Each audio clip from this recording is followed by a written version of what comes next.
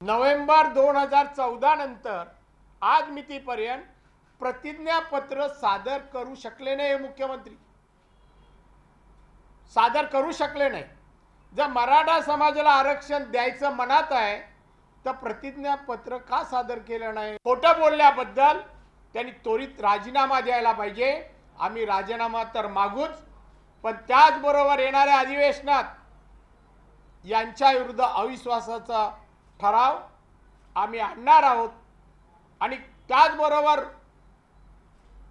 विधान परिषदेमध्ये हक्कभंगही यांच्याबद्दल आणणार आहोत।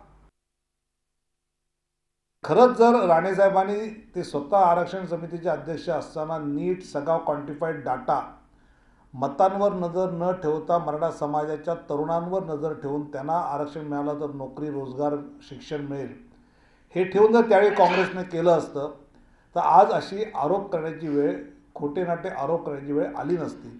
आणि त्यामुळे कुठलाही शब्द माननीय मुख्यमंत्र्यांनी चुकीचा सांगितलेला नाही हे मी स्पष्ट करू इच्छितो। झी 24 तास रहा एक पाऊल पुढे।